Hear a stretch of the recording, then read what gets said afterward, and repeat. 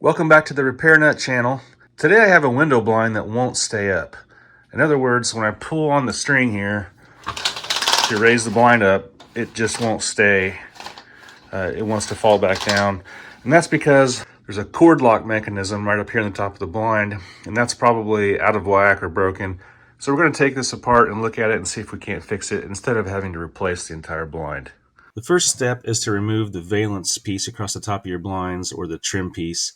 And it's just held in place by a couple of clear plastic clips, and you can just pop the valance piece out of those clips. If one of your clips happens to break, don't worry, you can find these online pretty easily. I'll put a link to the clips that my blind uses in the description of this video. To get your blinds removed, you need to remove them from the mounting brackets that are on each side.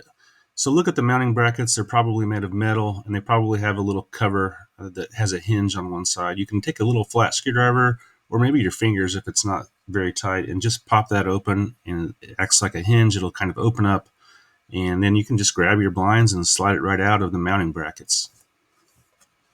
Here's a close-up of the cord lock mechanism. As you can see, the string just routes over that brass colored pin, and that little brass piece with the teeth on it is supposed to stay inside of the cord lock mechanism and just be on the other side of the string there. But what happens is the cord lock mechanism is a plastic piece, and it breaks usually on the corners. And I'll show you here with this screwdriver. I can, with mine being broken, I can kind of pry on it a little bit, and you'll see where it's broken on the corners. It allows that plastic piece to flex and that little brass piece to pop out of there instead of staying in place. So what we're going to do today is just replace this cord lock mechanism. You could try to take it out and super glue it if you were desperate, but again, these are pretty cheap online. I'll put the link to these particular cord lock mechanisms in the description. And we're just going to remove this piece and replace it. Pretty simple. Just get some needle nose pliers or maybe a screwdriver and just pry that little clip out that you can see here, and that allows the mechanism to be removed. And if the strings for your blind have any of these little handles or anything attached to the bottom of the string, you'll have to go ahead and remove those in order to pull the string out through the cord lock mechanism. To install the new piece, make sure you're holding the cord lock mechanism in the right direction. Then just thread the string in there first, put it over the brass piece, and just kind of pull the string through. And then you're going to take that little brass piece, the one with the little teeth on it, and press it up in through the bottom of the cord lock mechanism on the other side of the string. And then just press it up into the place where it goes.